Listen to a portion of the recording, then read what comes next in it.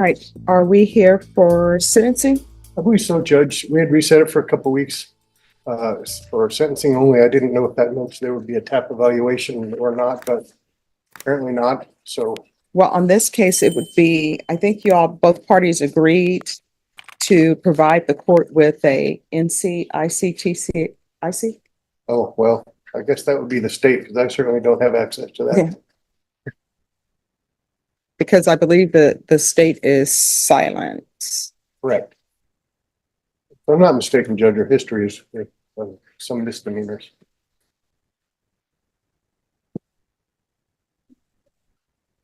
Sure. We want to get confused.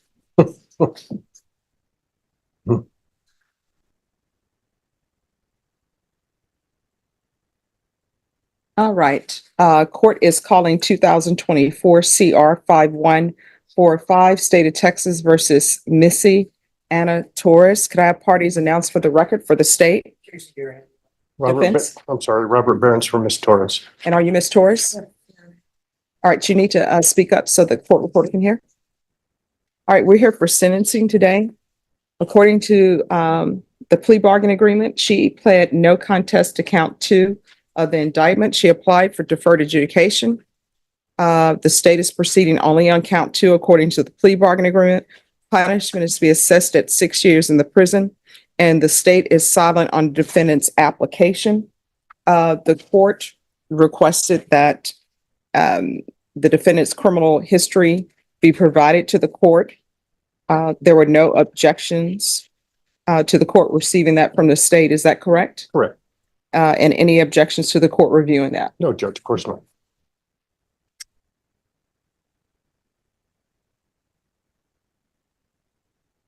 Right. Thank you, state. All right, the state is silent. Is there anything you wish to say on behalf of your client? Judge, of course, Ms. Torres is hoping you'll grant her application for deferred. She's in self-employed cleaning houses. She has several customers that rely on her. She has a few kids. She's just asking for the court to maybe direct her to some outpatient treatment because she believes she needs some help with this problem. And other than that, again, she's just hoping you'll grant her application. All right, you want to raise your right hand for me, please? Do you solemnly swear and affirm the testimony you give will be the truth and nothing but the truth, so help you God? Yes, Your Honor. All right, you can lower your hand, state your name for the record. Missy Torres, Missy Ann Torres. All right, so you're going to get drug tested today. What are the results going to be? They will come back a positive. Positive for what? Adjudication. So I'm sorry, what? I could get denied the application. So I just do it when I'm under stress. So I know I have a problem and I don't do it like around my children. I don't do it, every day. It's just, when I'm under stress and I was, really scared. So, and really under stress. So I don't do it when I go to work. I don't do it, every day, like I said. All right, so how many children do you have? I have 3. What are their ages? 11, 8, and 5. And where are they now? 2 of them are with their dad and 1 is with my grandma. All right. With your grandmother, so their great grandmother? Yes. All right. So, do you help take care of your children? Yes. How often? I see them every other weekend, and I don't pay child support, but I pay them. My exes and I have my daughter. My daughter is with me. No, you just said your daughter is with the great grandmother. I live with my grandmother. This was all right. I help take care of her. She helps me take care of her. Okay. So 1, I don't think it's appropriate for you to be cleaning houses. Okay. Because of the nature of this offense. And 2, I don't think it's appropriate for you right now to be taking care of your children. That's why I'm asking for help, Your Honor. I'm sorry, what? That's why I was asking for help, Your Honor. That's why. All right, your help is not going to be outpatient treatment if I grant this application for deferred adjudication. So you're going into custody today. Okay. All right. So it's just a matter of what I'm going to do with you. I will tell you the court's issue, and if you want to address this, I know the state is proceeding on count 2 of possession, but she had a lot of drugs with her. No. So I don't understand if you're working homes, then why do you have a scale with you? Because that's, according to this, you had drugs, you had a scale in your purse, and there were baggies totaling 32.0 grams. Where, I was a heavy user back then, and it was. Oh, you're not, I tell you what, I don't think, and if I'm wrong, correct me. I don't think you were using 32 grams. What you pled to and count two was a possession 4 to 200 grams. So this is not a possession 1 to 4. So we're talking about 27 grams. And according to the stipulations, that what was found in your bag, it says, I searched her bag and inside a Paris Hilton makeup bag box were baggies, a scale, and crystal-like substance inside a cut vacuum sealed bag. That's from your Paris Hilton makeup bag. So what I had, the meth was it was double bagged in a sandwich bag. So yes, ma'am, I know it was 20, but it's because that was my personal. I didn't have any other. And last time I went, they tried to only give me which was 14 grams. So I had to. No, what I'm telling you is, they said the baggie found in Robert's pocket tested positive for meth and had a field weight of 6.12 grams. That wasn't mine. No. I'm not saying that was yours. So the 6.12 grams that were found in his pocket, they're saying that was his. It was in his pocket.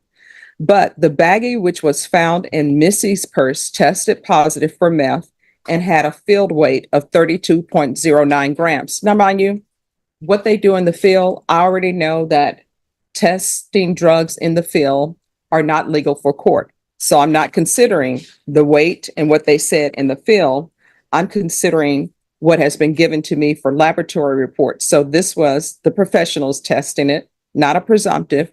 And it says 27.459 grams was. I used to use a whole ounce within 2 to 3 days. So I was a heavy user. And they, like I said, they tried to give me half of that the last time. And right now it's going for 250. So if I'm paying 250, I wanted the whole thing. I wanted to make sure. I'm just being honest, and I'm sorry. Excuse me for being. No, I want you to be honest and I want you to be transparent. I'm sorry for being transparent, but it's something that I feel like I worked for my money, and I didn't want just to get gypped again. I can promise you I didn't sell anything. It was because I've been gypped many times. So I did get it. Now it was double bagged because I don't know, that's the way they gave it to me. I can't, and it is my mistake and I'm taking full responsibility, but I wasn't selling drugs. I wouldn't, I have a job, and back then I was, a heavy user where I would just do it before work, after work, and I didn't have my children in my life. Now I do have my children back in my life, and I'm trying to be a good mom. So I thank you for, giving me an inpatient program. Well, no. I'm not saying I'm going to give you inpatient. sorry. What I'm saying is that you're not walking out of this courtroom today. Either you're going to be going to prison or either you're going to be going to inpatient treatment. So it's very important that you be 100% honest with me, because I'm telling you, the state proceeded on a possession, but the amount of drugs you had and the way they were packaged, that's concerning to me. So I would use within 2 to 3 days. That was all my personal. Like I said, they tried to sell me half of that one time, and I went back to the same person, but I said, I'm going to wait myself to make sure I'm getting the right amount, because it's just, I'm an addict. I'm sorry. I am. And we're not. So you travel with your own scale? Well, at the time I did, because like I said, I've been gypped, and when you're an addict, that's all you think of, just how to get, make sure you're getting what you need. And honestly, I can see where I made my mistake, but I won't, I'm being honest with you. It was my skeleton measure. So my personal, that's it. And I don't know if Robert would tell you that was my personal as well. Like, I mean, I don't want to call him or anything, you can if you want to, but he would tell you that's what I used to pick Oh, no, I'm not going to be calling Robert, because Robert probably has a case of his own. Right. But I'm saying Robert can tell you too, within 3 days, maybe 2 to 3 days, really, it would have been gone, and I would have been back doing it again. Now I don't. it was kind of like a stress thing. Where, And where did you get your drugs to use today before you came to court? Just an old friend. I hadn't talked to him since, and it was on Saturday when I knew it was, coming, and I guess I felt, under pressure. Can I say something? I think the fact that she would actually go out and do the same drugs that she's about to get sentenced for in a couple of days, I think really speaks to the fact that she has a serious addiction problem that I think only rehab can treat. And if you decide that's ISF or SATF or SAFE, we understand that, but I think she really needs treatment. All right, this is what the court is there anything else for me to say? All right, this is what the court is going to do. I see that she hasn't been to prison before. I'm going to find her guilty, sentence her to 6 years in the prison, the therapeutic community. There's to be no contact with Robert Marble, give her credit for any time served, and I'll retain jurisdiction. Okay. And you can explain to her what that means. Did you review the document entitled Trial Court Certification of Defendant's Rights to Appeal with your attorney? Did you understand it? Because this is a plea bargain agreement, because I followed your plea bargain agreement, and because you waived your right to appeal, you do not have the court's permission to appeal. Do you understand? Yes, sir. Because this is a felony conviction, you're not allowed to own or possess any weapons or ammunition. If you have a question over what a weapon or ammunition is, you need to speak to an attorney. Do you understand? Yes. All right, we can go off the record. I'll tell them. So here's the thing. When I say that I'm going to retain jurisdiction, what that means is they're going to take you to prison. If you're following the rules at the prison, if you're working on yourself, because they have programs at the prison, your attorney can file a motion. It's called shock probation. Back when I was growing up, they would have scared straight programs. So shock probation is sort of a scared straight program. So hopefully when you go to prison, you will clear your mind doing what you're supposed to do at the prison. If there are no bad reports at the prison, when your attorney comes back for a request for shock probation, I will strongly consider it. So while you're at the prison, you have 180 days. That's when he needs to bring it back before me before that time period. So you're going to do 6 months. And if you are doing well, if there are no write-ups against you, then the court will strongly consider giving you probation. You understand? Yes, ma'am. So, well, I mean, these are going to be choices that you make. It's going to be completely up to you whether or not I strongly consider giving you probation. Your attorney will explain it to you further, but any programs that they have at the prison, like the therapeutic community, to address your issue, you need to take it. I know they have parenting classes at the jail. I don't know how long the transfer will be, but you need to take advantage of that.